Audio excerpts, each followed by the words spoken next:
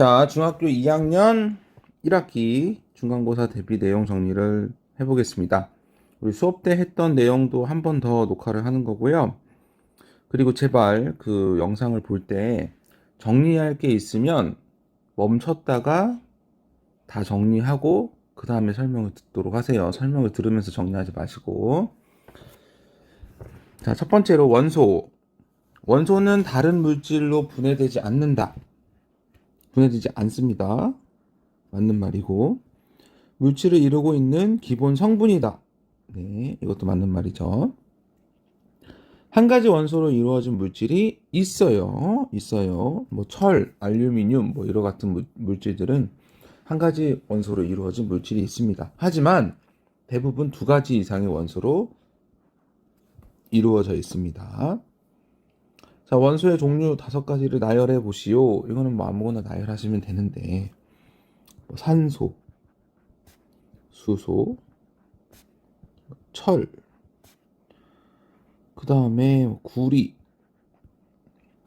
또 뭐가 있을까요? 염소, 뭐 이런 것들이겠죠.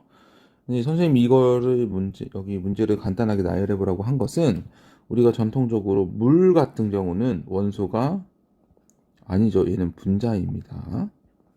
물이라는 것은 수소와 산소의 각각의 원소로 이루어진 분자예요. 그래서 물은 원소가 아니다. 이런 것들, 플라스틱 이런 것도 원소가 아니고, 그다음에 뭐 나무 젓가락 이런 것들도 원소가 아니었죠. 여러 가지 물질로 합쳐진 분자였습니다. 그런 거랑 구별해 주시면 되고요. 2번 불꽃 반응. 모든 금속 원소에 불꽃 반응색이 있다. 일부. 모든 원소들 중에서 금속 원소만, 그리고 금속 원소에서도 일부분만 불꽃 반응색이 있습니다. 염화나트륨에서 불꽃 반응을 나타내는 것은 염소가 아니고 나트륨이죠. 나트륨. 자, 한글로 분자를 말할 때 뒷부분에 양이온이 들어가고요. 그 양이온이 금속인 경우가 대부분이거든요. 그래서 뒷부분을 보시고 불꽃 반응색을 판단하셔야 됩니다. 예를 들면 염화 칼슘, 그러면 칼슘이 불꽃 반응색을 나타내는 거죠. 그 물질에. 이런 거 해서 뒷부분을 보고 불꽃 반응색이 같은지 다른지 이런 것들을 판단할 수 있고요. 그 불꽃 반응색은 다음과 같이 리튬은 빨간색, 나트륨은 노란색, 칼륨은 보라색, 구리는 청록색, 칼슘은 주황, 스트론튬 빨강, 바륨은 황록색. 자, 여기서 스페이스바 누르고 멈춘 다음에 정리를 하고 다음으로 넘어가도록 하세요. 이 부분은 외우셔야 돼요. 암기. 선생님이 조금 더 강조를 하자면 나트륨 노란색, 구리 청록색 한 번 더 체크를 해보시고요. 자, 3번 스펙트럼. 아까 불꽃 반응은 아주 일부분의 금속 원소만 가능하다고 했죠. 그런데 그렇게 불꽃 반응으로 할 수 없는 물질들도 스펙트럼은 구별할 수 있습니다. 이 스펙트럼을 볼 때는 분광기로 관찰을 해야 되고요. 어두운 바탕에서 선 모양으로 나타내는 스펙트럼을 선 스펙트럼, 그리고 스펙트럼은 원소의 종류에 따라서 위치, 색깔, 굵기, 개수가 다르기 때문에 여러 가지 원소가 한꺼번에 포함이 되어 있어도 사용할 수가 있습니다. 알겠죠? 스펙트럼은 이렇게 다른 원소의 종류에 따라서 다 다르고, 그리고 여러 원소가 포함되어 있을 때도 사용할 수 있다라는 거 기억해 두시고요. 자, 원자에 대한 옳은 설명으로 OX를 표시해 볼게요. 물질을 이루고 있는 기본 입자이다. 맞고요. 원자핵과 전자로 구성되어 있죠. 정기능적으로 중성이다. 네, 맞습니다. 원자의 중심에는 전자가 아니고 원자핵, 그리고 주변에는 전자가 움직이고 있다고 원자 모형으로 그릴 수 있죠. 자, 이렇게 플러스 해가지고 원자핵 핵을 하고 그 주변에 전자를 이렇게 그어서 원자 모형을 이렇게 나타낼 수 있습니다. 가운데가 원자 핵이 되어 있다는 거 기억해 주시고요. 다음, 원자의 종류에 상관없이 전자의 개수는 동일하다. 아니죠. 원자의 종류에 따라 전자의 개수가 정해지는 겁니다. 알겠죠? 원자 모형은 실제 원자와 동일하지 않죠. 모든 모형들은 설명을 하기 위해서, 여기 밑에 나와 있지만 모형의 장점은 직접 관찰할 수 없는데 그런 것들을 설명하고 이해하기 좋기 때문에 사용하지, 원래 실제 모형, 실제와는 다르다라는 거 기억해 두시고요. 자, 수소 원자 모형. 수소는 전자가 한 개 있고요. 리튬은 전자가 3개 있습니다.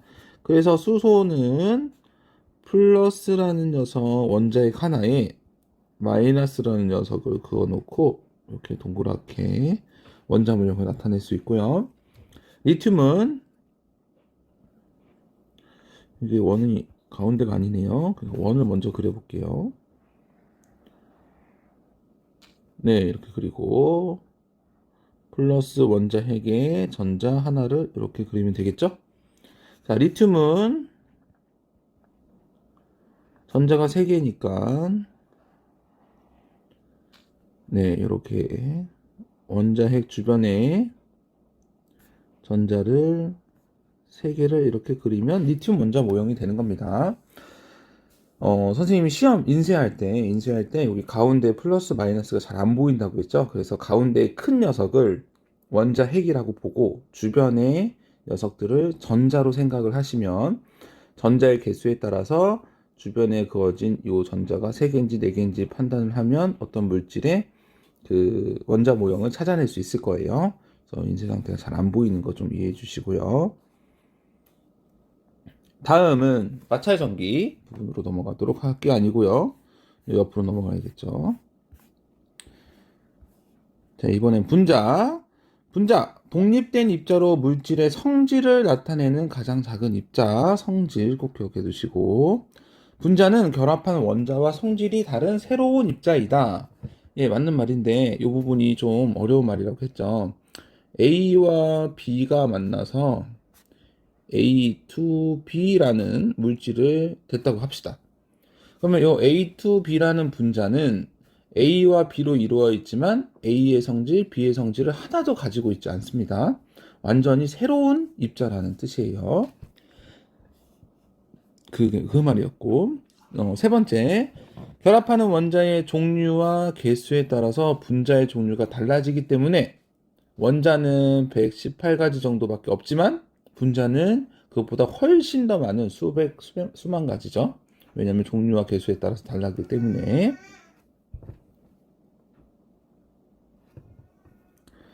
자, 그리고 다음에 분자식을 쓰시오. 암모니아는 NH3, 산소는 O2, 물 H2O, 염화수소 HCl, 일산화탄소 CO, 이산화탄소 CO2, 메테인 CH4 이렇게 암기를 해 두시기 바랍니다. 자, 4H2라는 곳에서 분자의 개수는 여기 4. 분자식 전체 앞에 있는 놓여진 숫자가 분자의 개수고요. 자, 한 분자를 이루고 있는 원소의 종류 4H2O에서 하나의 분자를 보니까 요 4는 생략하고 H2O만 보는 거죠. 거기서 원소의 종류는 H와 O 두 가지 종류가 있죠.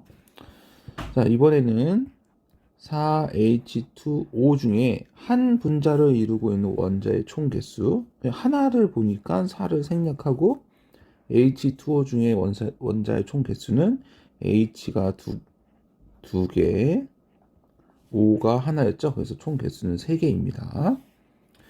자, 전체의 총 원자를 알아보래요.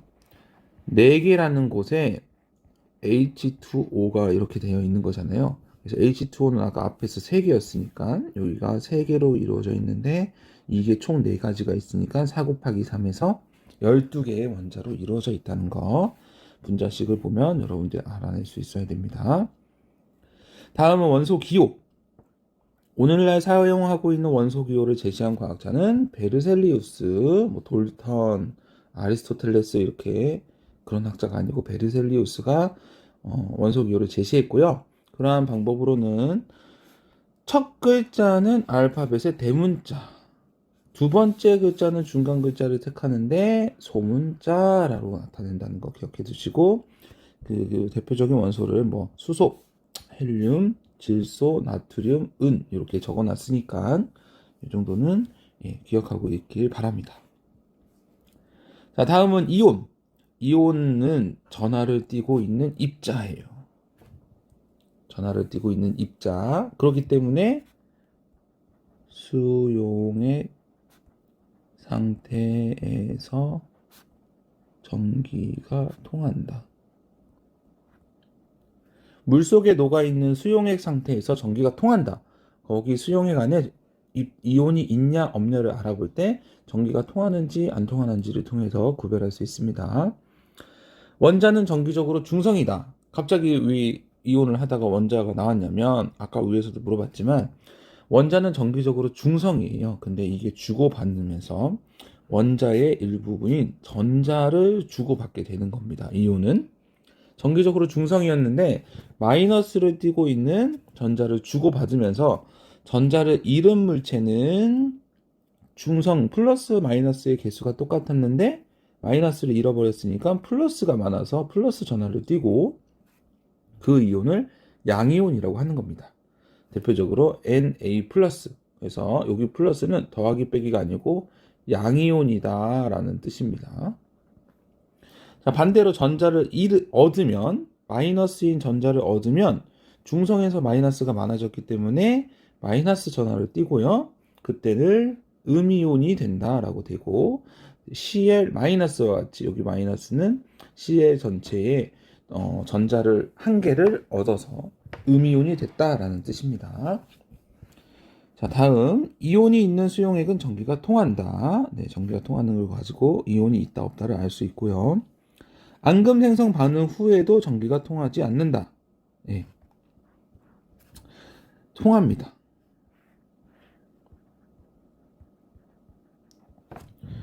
자, 대표적으로 염화나트륨은 Na+와 Cl-가 녹아있는 염화나트륨 수용액이 있어요.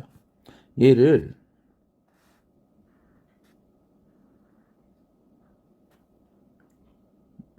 질산은 Ag+와 NO3- 질산은 수용액이랑 섞으면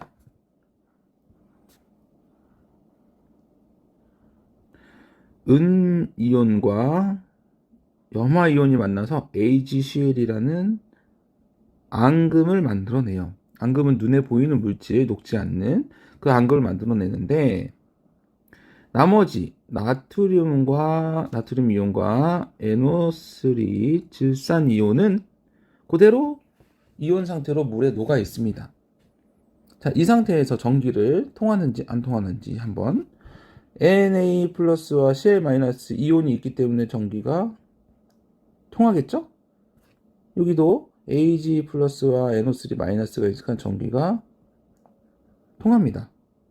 앙금 생성을 이룬 다음에도 앙금이 만들어졌지만 나머지 물질은 그대로 이온 상태로 있잖아요. 그래서 얘도 전기가 통합니다. 그걸 말하고 있거든요. 여기서 그거를 기억해 두시고요. 다음에 이온식을 쓰시오. 나트륨부터 해서 탄산 이온이 써 있기 때문에 이 부분을 멈춰서 한번 여러분이 쓴 거랑 확인을 해 보시고요. 다음 앙금색을 쓰시오. 염화은 흰색, 탄산칼슘 흰색, 아이오딘화 남만 노란색으로 되어 있습니다. 그래서 앙금의 색깔을 여러분들 암기하시고 구별할 줄 알면 될 것 같습니다. 네, 다음은 마찰전기 부분을 보도록 할게요. 자, 전기를 띤 두 물체 사이에 작용하는 오타가 나왔네요. 작용하는 힘을 전기력으로 라고 하죠. 이 전기력은 같은 종류의 전기를 띤, 뭐 플러스와 플러스 또는 마이너스와 마이너스 이런 같은 종류의 전기를 띤 물체 사이에는 서로 밀어내는 방향으로 작용을 하고, 전기력이 다른 종류의 전기를 띤 플러스와 마이너스겠죠? 이 전기를 띤 물체 사이에서는 서로 끌어당기는 방향으로 작용을 한다. 다음, 물체가 전기를 띠는 현상을 대전이라고 한다고 했죠. 그 물체를 대전체라고 했습니다. 대전체는 그러면 플러스 또는 마이너스 전기를 가지고 있겠네. 그리고 두 물체를 마찰시키면 한 물체에서 다른 물체로 전자가 이동한다고 했습니다. 이제까지 계속 이동하는 것은 원자핵은 한 번도 이동을 한 적이 없고 무조건 전자만 이동을 하는 거예요. 그리고 서로 다른 전기를 띠게 된다. 전자를 한쪽에서 다른 쪽으로 옮겨갔기 때문에 전자를 잃어버린 녀석은 플러스 전기로 대전이 되고 얻은 녀석은 마이너스 전기로 대전이 되죠. 그러면 플러스 마이너스 서로 다른 전기를 띤 녀석이 되기 때문에 얘네들끼리는 서로 끌어당기는 방향의 전기력이 작용한다 라는 거 또 기억해 두시기 바랍니다. 네, 다음은 정전기 유도. 전기를 띠지 않는 물체에 대전체를 가져가면, 대전체는 플러스 또는 마이너스라고 했죠. 가져가면 그때도 뭐가 움직이냐? 전자가 이동을 하게 됩니다. 그래서 대전체와 가까운 쪽은 대전체와 다른 전기로 유도가 되고요. 먼 쪽은 같은 전기로 유도가 돼요. 자, 예를 들어서 플러스를 가져갔다고 해볼까요? 대전체를. 자, 전기를 띠고 있지 않는 물체에 대전체를 가져가면, 대전체. 얘는 중성입니다, 중성. 대전체를 가져가면, 플러스 대전체를 가져가면, 다시 이렇게 그어볼게요. 정기적으로 이렇게 중성입니다. 플러스 마이너스의 개수가 동일한 물체입니다. 이 상태인데 대전체를 가져가면은, 플러스를 가져가면 이 마이너스가 어떻게 되겠어요? 플러스를 좋아하니까 이쪽으로 다 몰리겠죠. 그러면 상대적으로 반대쪽은 마이너스가 줄어들겠죠? 플러스는 그대로인데. 그래서 대전체와 가까운 쪽은 대전체가 플러스였는데 여기는 마이너스로 대전이 되고, 먼 쪽은 플러스로, 그러니까 대전체와 같은 전기, 대전체와 다른 전기, 이렇게 가까운 쪽, 먼 쪽이 결정이 된다는 거 알아두시고요. 그런 거를 검전기에 표시를 해봤었죠. 자, 검전기에 플러스 대전체를 가져가면 검전기 위쪽 부분은 마이너스의 성질을 가지고 있을 거고, 먼 쪽은 대전체와 같은 플러스 전기의 성질을 가지고 있을 겁니다. 마이너스 대전체를 가져갔을 때는 금속판이 플러스 전기를, 금속박은 마이너스 전기를 띠고 있는 모습이 그려져 있어야겠죠? 네, 이런 부분을 잘 기억해 주시고요. 자, 3번. 전류의 방향은 전지의 플러스 극에서 나와서 마이너스 극으로 향하는 방향이다. 자, 이렇게 전지가 플러스 마이너스 되어 있으면 이쪽으로 전류가 흐르는 거겠죠? 자, 실제로 움직이는 전자는 마이너스 극에서 나와서 플러스 극으로 흐른다. 그래서 마이너스 극에서 나와서 이렇게 전자의 이동 방향은 전류와 반대 방향으로 그려지게 되는 겁니다. 자, 이러한 전류를 그 물의 흐름이랑 비교할 수 있다고 했었죠. 여기 나와 있는 펌프, 에너지를 공급해주는 펌프는 전기 회로의 전지와 밸브, 흐름을 끊었다 연결했다 해줄 수 있는 밸브는 전기 회로의 스위치와 수도관, 물이 흘러가는 도선, 이동 경로겠죠? 그 수도관은 도선이랑 연관이 되어 있고, 물레방아는 물의 위치 에너지를 운동 에너지로 바꿔주고, 그리고 여기에서는 전구가 전기 에너지를 빛 에너지로 바꿔주는 일을 하고 있어요. 그 일을 하고 있는 물질이 물레방아와 전구. 그리고 물의 흐름, 실제로 흘러가는 물, 요거는 이제 전류와 비교가 되겠죠. 그리고 높이차. 물의 높이차가 크면 클수록 물레방아가 빨리 돌 거 아니에요. 여기에서는 전지의 전압이 높으면 높을수록 전구가 더 밝아지게 될 겁니다. 그래서 이런 것들이 비교할 수 있다는 거 기억해 두시고요.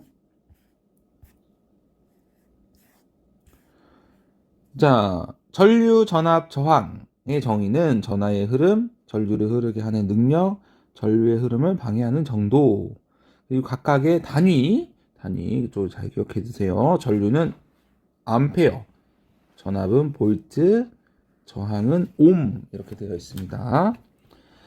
자, 전류계 전압계를 설치할 수 있었죠. 우리가 진짜 설치를 해봤는데 전류계 전압계에 빨간 단자가 있었는데 그 빨간 단자는 플러스 단자였습니다.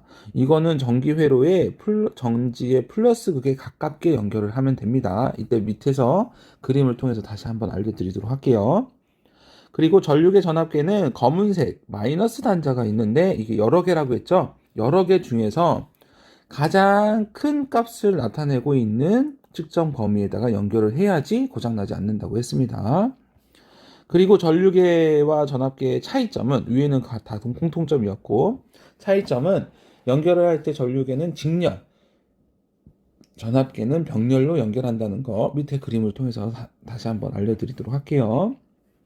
자, 전기 회로의 기호 다음과 같이 나타낼 수 있고요. 이 기호를 가지고 전압계 전류계를 한번 이쪽에다가 표시를 해 보도록 하겠습니다. 여기에서 멈춰서 쓰고 그 다음에 설명을 듣도록 하세요. 자, 여기 아래서부터 할까요? 스위치가 이렇게 있죠. 스위치. 네. 전지가 있는데 이쪽이 마이너스네요. 그러면 이쪽을 짧고 굵게 반대쪽을 길고 얇게 그래서 마이너스 플러스 표시를 해볼게요. 자, 이번에 올라가면은 먼저 나오는 게 전류계네요. 전류계는 암페어를 쓰고 동그라미를 이렇게 그으면 전류계가 되는 겁니다. 자, 이 전류계를 연결할 때 플러스 마이너스가 있잖아요. 전지의 플러스 극에서 가까운 쪽을 플러스, 먼 쪽을 마이너스 이렇게 플러스와 플러스가 가까이 있어야 됩니다. 자, 다음은 전구가 있네요. 전구. 근데 길이 나눠져 있어요. 위쪽에 전구가 있는데 전구는 이렇게 해서 동그라미로 이렇게 감싸게 되면 전구가 되고요. 전압계는 볼트를 써서 동그라미 이렇게 나타내는 겁니다. 근데 전압계도 플러스 마이너스가 있다고 했잖아요. 그래서 전압계에서 플러스는 전지의 플러스 극에 가깝게, 마이너스는 마이너스 극에 가깝게 연결을 하면 됩니다. 이렇게 하면은 전기 회로도가 완성이 되고 전압계와 전류계의 플러스 마이너스가 각각 전지와 동일한 배치를 가지고 있으면 됩니다. 알겠죠? 자, 이번에 거의 다 왔습니다. 조금만 힘을 내시고 전류계가 만드는 자기장, 전류가 받는 도선의 힘을 한꺼번에 보도록 할게요. 자석이 만드는 자기장이 있다고 했죠. 자석은 N극에서 자기장이 나와서 S극으로 들어간다.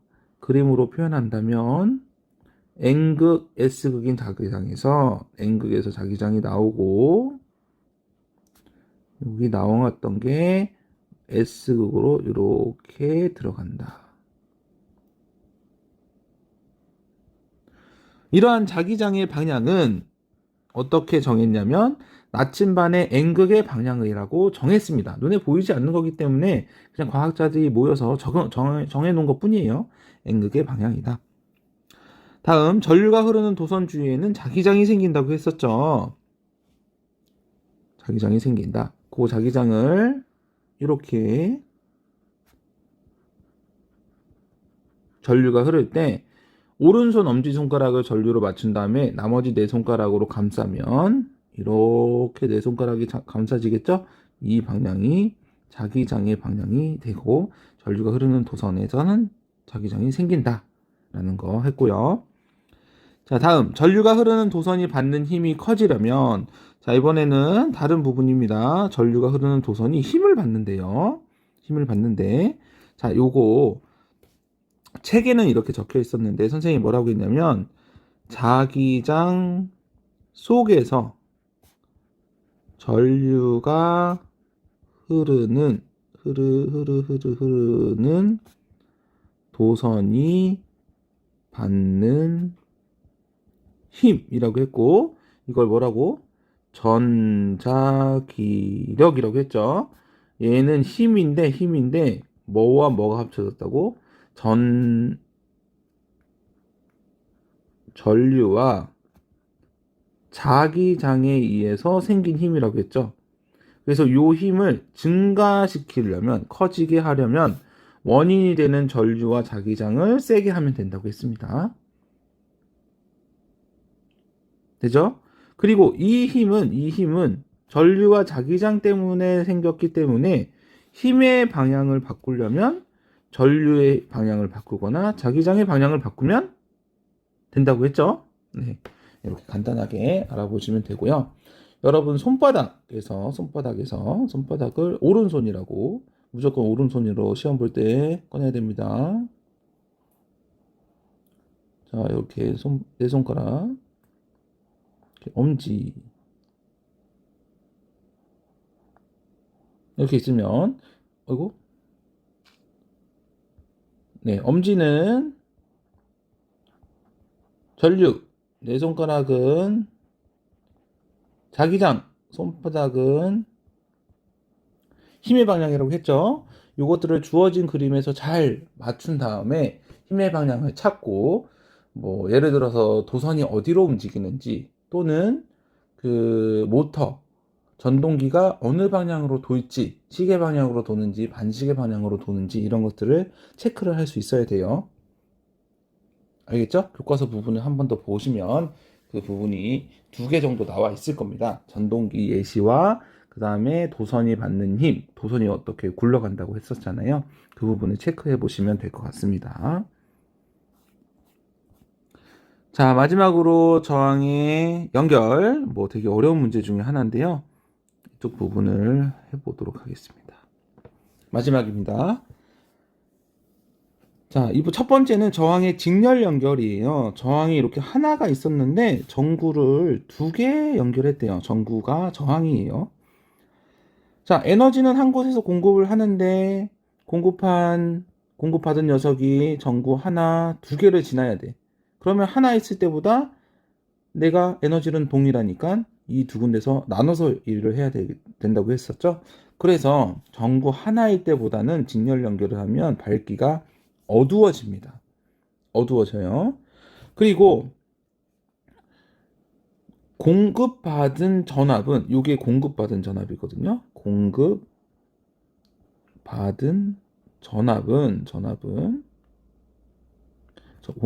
전압은 각각에서 에너지를 쓸 거잖아. 그러면은 저항에 걸리는 전압 이렇게 되어 있거든요.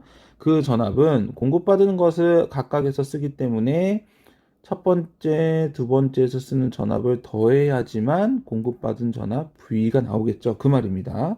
각 저항에 걸리는 전압을 더하면, 1, 2를 더하면 원래 공급받은 전압이 나온다라는 부분이고요.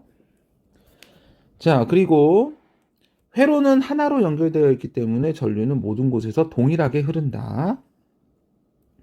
저항을 직렬 연결을 하면 저항의 값은 점점 커진다 부분 기억해 두시기 바랍니다. 또 직렬 연결에서는 전구 하나가 고장나면 전체 회로에 전류가 흐르지 못한다. 이를 이용해서 퓨즈, 전기 차단기 이런 것들은 모두 다 직렬 연결해야 됩니다. 집안의 위험이 감지되면 여기서 전기를 끊게 되고요. 그 끄는 전기가 집안 전체 전기에 영향을 줘야 되겠죠. 그렇기 때문에 직렬 연결을 해야지만 전기 사고에 대비할 수 있겠죠. 자, 다음은 저항의 병렬 연결입니다. 저항을 한 개 연결했을 때 V라는 거 에너지를 주면 이 녀석이 공급받아서 여기서 V라는 걸 쓰면 되겠죠. 직렬이 아닌 병렬 연결을 하면 길이 2개로 나눠져 있다고 했습니다. 그래서 V라는 에너지를 공급받은 녀석이 위로 가거나 아래로 둘 중에 하나만 가면 돼요.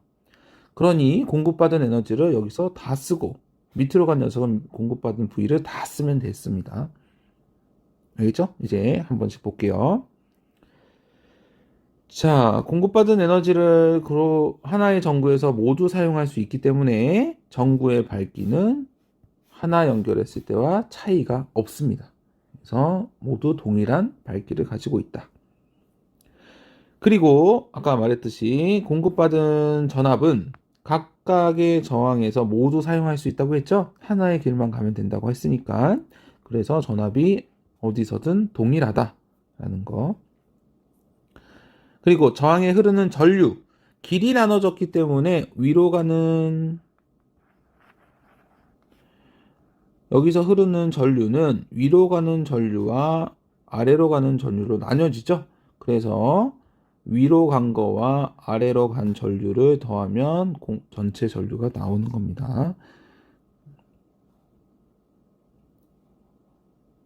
그리고 여기선 또 병렬 연결하면 할수록 전류의 세기는 증가한다.